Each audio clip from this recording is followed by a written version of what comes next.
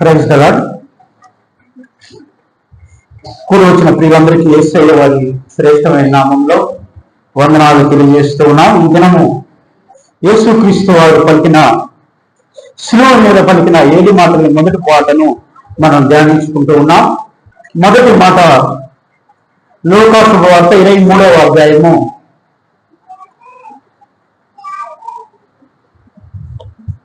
34వ వచనం. తండ్రి, మీరు ఏమి చేస్తున్నారో మీరు ఎరుగరు గనుక మీరు మీకు క్షమింపమని చెప్పాను. చిన్న ప్రార్థన చేసుకుందాం. కృపగల దేవా, దయగల దేవా,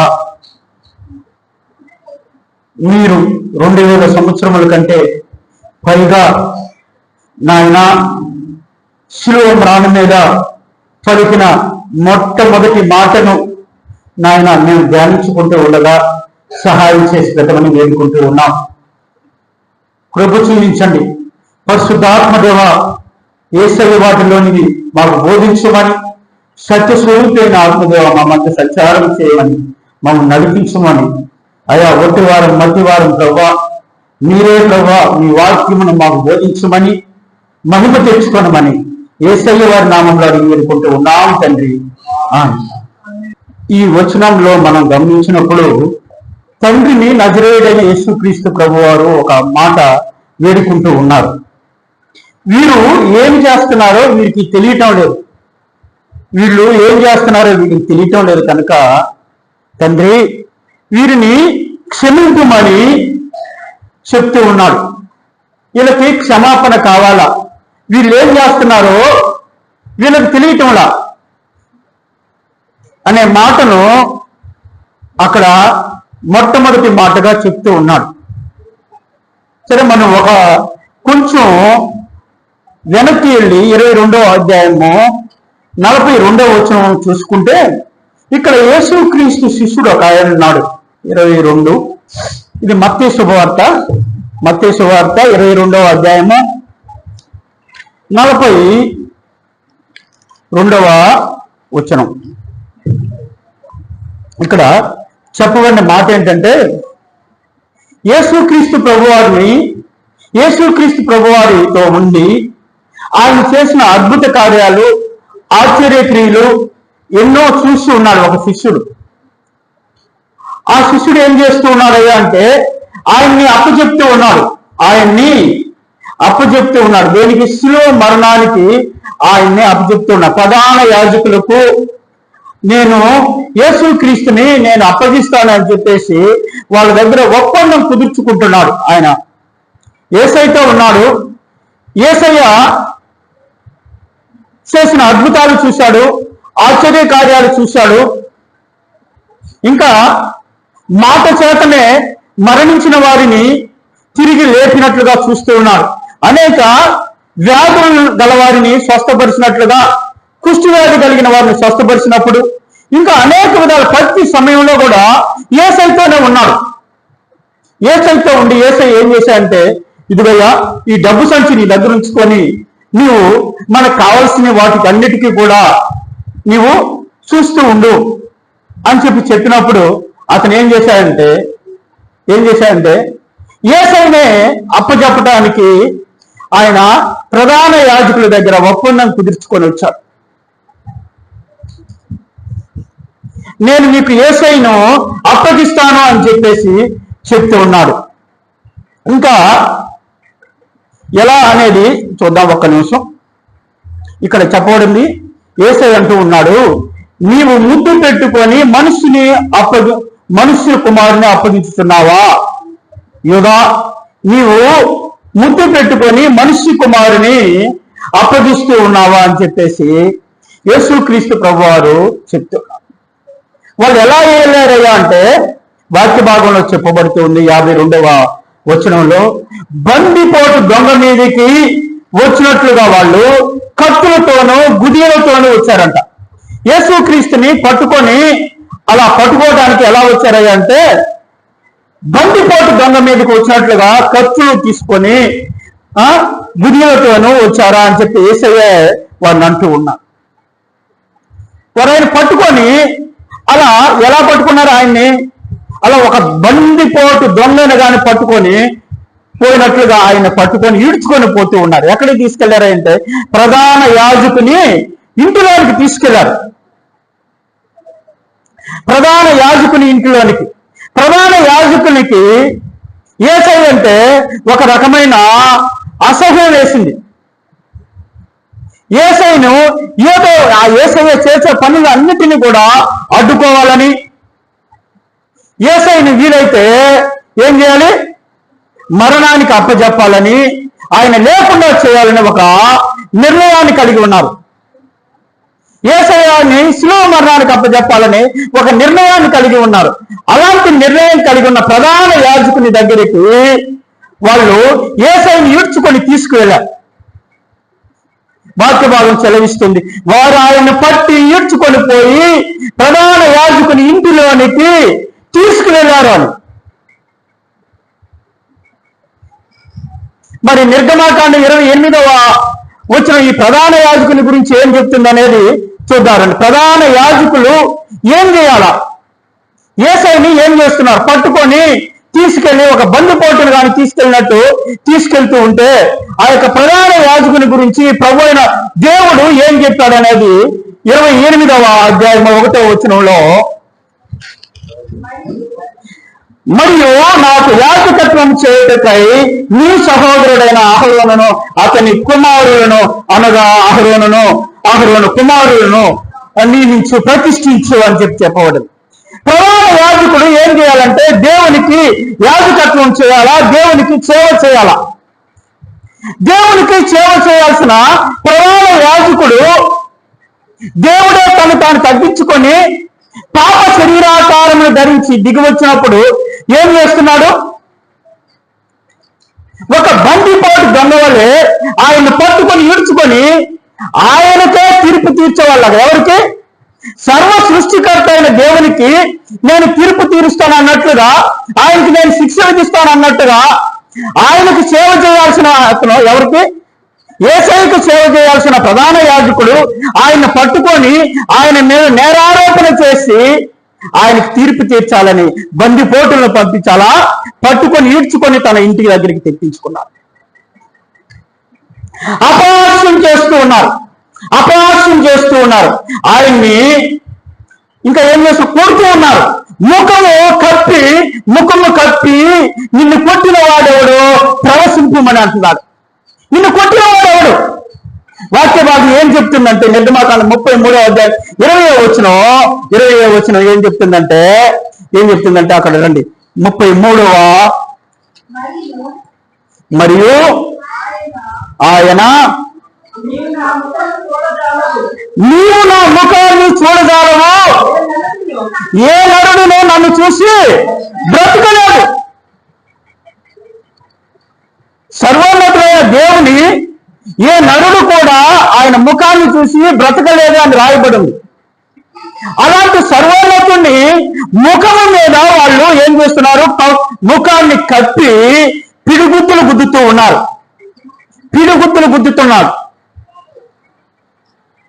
దానియేలు గ్రంథంలో చెప్పబడింది 9వ అధ్యాయం 24వ వచనంలో ఆయన ప్రవచనానికి ముద్ర వేసేవాడు అని చెప్పబడింది. ఏంటి? ప్రవచనానికి ఆయన ముద్ర వేసేవాడైతే అలాంటి ఆయన్ని ఏం చెప్తున్నారంటే నిన్ను కొట్టిన వాడు ఎవడో ప్రవశించు. ప్రవచనాలు చెప్తా ఉంటా కదా, నువ్వు ప్రవశిస్తా ఉంటా కదా, నిన్ను కొట్టింది ఎవడో చెప్పు. ఆయన ముఖం మీద ఏం చేసి ముసుగు వేసి ముఖాన్ని కప్పి నిన్ను కొట్టేవాడు ఎవడో ప్రవశింపమని ప్రవచనాలకు ముద్రేసేవానితోనే వాళ్ళు చెప్తూ ఉన్నారు. జ్ఞాపకం చేసుకుందాం రండి. ఇంకా ప్రజల పెద్దల దగ్గరికి, ప్రధాన యాజకుల దగ్గరికి, శాస్త్రుల దగ్గరికి ఆయన్ని తీసుకొని వచ్చారు. ఆయన్ను తమ మహాసభలోనికి తీసుకొని పోయారు. మహాసభకు తీసుకెళ్లారు. ఇందాక చెప్పిందేమో ప్రధాన యాజకులు, మత పెద్దలు. ఇప్పుడు సమాజ పెద్దలు, జనాల పెద్దలు, వీళ్ళకు కూడా ఒక సభ ఉందంట. ఆ సభలోనికి, పెద్దల సభలోనికి తీసుకెళ్లారు ఆయన్ని తీర్పు తీర్చడానికి. అన్యాయపు తీర్పులు నజరేయుడైన యేసుక్రీస్తు ప్రభువారి మీద మోపటానికి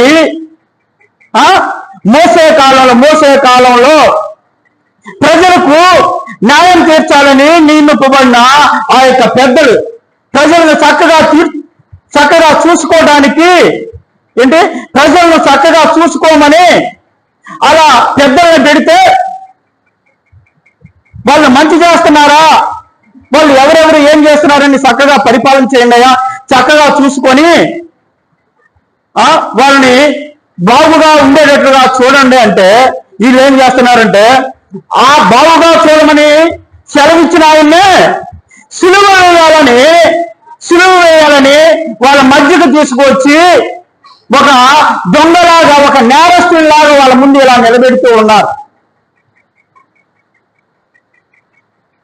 సృష్టికర్తకు మేము న్యాయం చెప్పేవాళ్ళం అన్నట్లుగా ఎవరిలో మతాన్ని ఆధారం చేసుకొని ఉన్నవాళ్ళు, మతాన్ని ఆధారం చేసుకొని మేమే పెద్దను,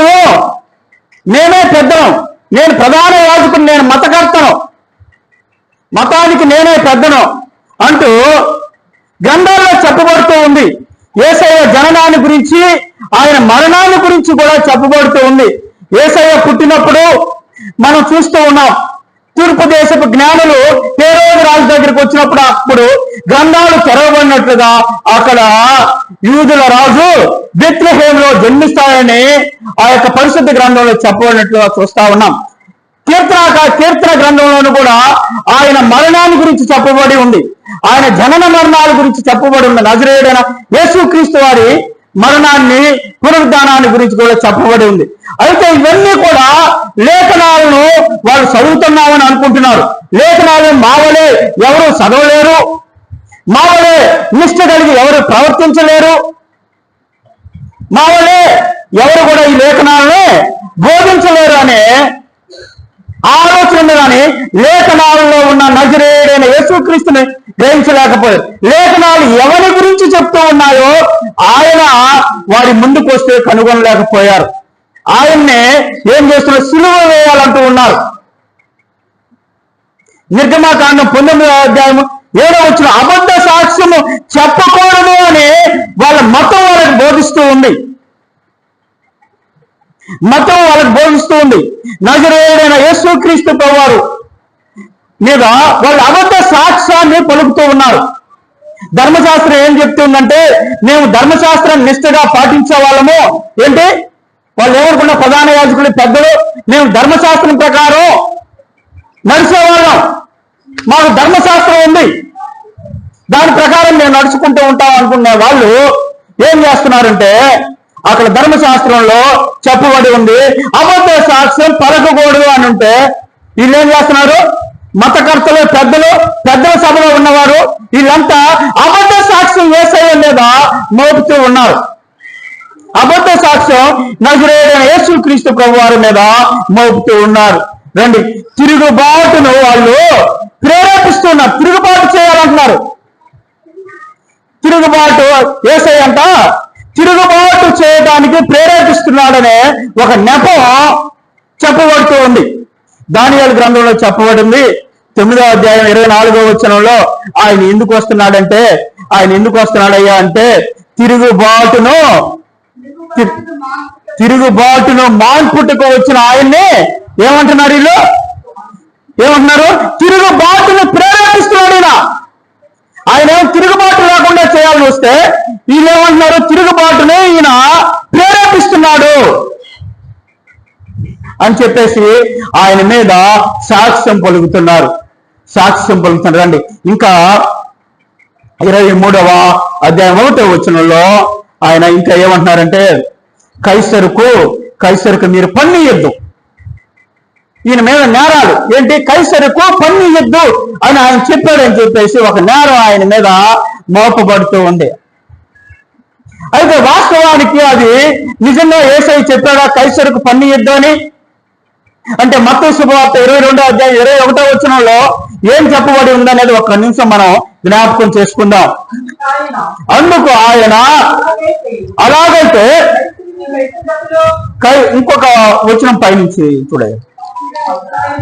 అప్పుడు ఆయన అప్పుడైనా ఈ రూపమును పై వాటయు ఎవరిని వారు అడగగా వారు కైసరులని. అందుకు ఆయన, అలాగైతే కైసరున్నట్లు దేవుడిని చెల్లించడం వర్తించాలి. ఇక్కడ చెప్పబడింది ఏంటంటే, కొంతమంది వచ్చి కైసరు పన్ను వసూలు చేస్తూ ఉన్నాడు కదా, ఆయనకు పన్ను కట్టాలనా ఏంటి? పన్ను వసూలు చేస్తూ ఉన్నాడు కైసరు, ఆయనకు నేను పన్ను కట్టాలా అంటే, సరే ఆ రోకలు, అక్కడ ఉన్న రోకలు ఇలా ఇవ్వండి అంటే, దాని మీద ఉన్న రోకలు ఎవరిది అని అడుగుతాడు. ఇది కైసరుది కదా అని అంటారు. మరి కైసరుది కైసరికి ఇవ్వండి, దేవునికి ఇవ్వండి అని చెప్పాడు. చిన్న యేసయ్య కూడా ఏం చేశాడు? పన్ను చెల్లించినట్లుగా మనం పరిశుద్ధ గ్రంథంలో చూస్తూ ఉన్నాం. అయితే వీళ్ళు ఏం చెప్తున్నారు? ఆయన కైసరుకు పన్ను కట్టవద్దని ప్రేరేపించుచున్నాడు, నేరాలు మోపుతూ ఉన్నాడు. నేరాలకి ఏ ఆధారం కూడా లేదు, అయినా కూడా యేసయ్య మీద నేరాలు మోపుతూ ఉన్నారండి. ఈయన తానే క్రీస్తుని, ఒక రాజునని నేను చెప్పుకుంటా, ఆయన చెప్పుకుంటే మేము విన్నాము అని చెప్పేసి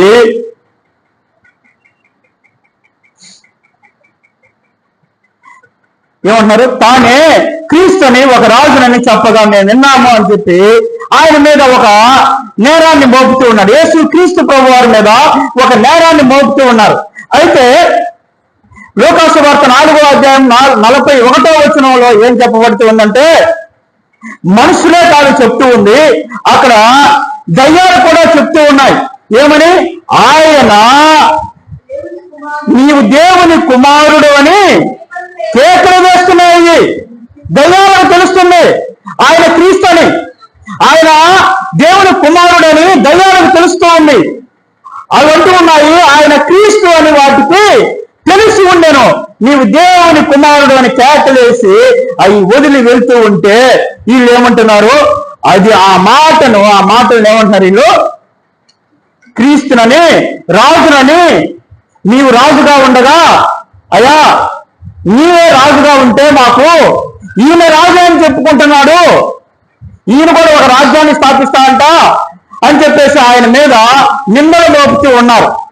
ఎన్ని నిందలు మోపినా పిలాతు ఏమంటున్నాడంటే, ఈయన ఎందు ఏ దోషము నాకు కనపట్టలేదు, ఈయన ఎందు నాకు ఏ దోషం కనపట్టలేదన్నా సరే ఆయన ఏం చేయాలి? సిలువ వేయాలా. ఆనాడు ఉన్న మతకర్తలు, ప్రధాన యాజకులు, అన్న కైప ఇదంతా కూడా ప్రజల్ని ప్రేరేపించారు. ఆ ప్రజలు ఎలాంటి వారయ్యా అంటే, అప్పటి వరకు యేసయ్య చేసిన అద్భుతాలు చూశారు. ఆ ప్రజలలో ఎన్నో సంవత్సరాల నుంచి రక్తస్రావ రోగం కలిగిన స్త్రీని బాగు చేయబడినట్లుగా ఉంది. మరణించిన వారు తిరిగి లేచాడు. మాట చేత ఆయన చనిపోయిన వారిని తిరిగి లేపినట్లుగా ఉంది.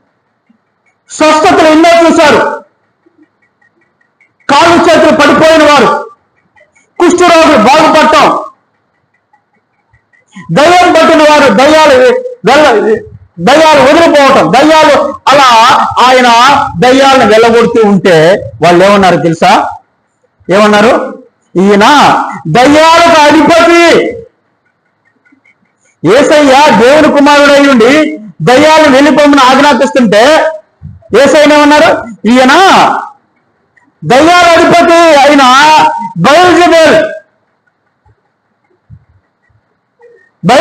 అని ఆయన పేరు పెట్టారు. ప్రతి చోట అవమానము, నింద. ఒక చోట యేసయ్య అలా వాక్యం చెప్తూ ఉంటే, అలా కొండ మీద వాక్యం చెప్తూ ఉంటే, ఆ కొండ మీద నుంచి యేసయ్యను తోసేయాలని వాళ్ళు ప్రయత్నం చేశారు. వారి మనస్సుడికి యేసయ్య ఆ ప్రాంతం నుంచి పక్కకు తప్పుకొని వెళ్ళినట్లుగా పరిశుద్ధ గ్రంథంలో రాయబడి ఉంది. వాస్తవానికి చూస్తే యేసయ్య వాళ్ళు సిలువ వేయబడ్డాడా?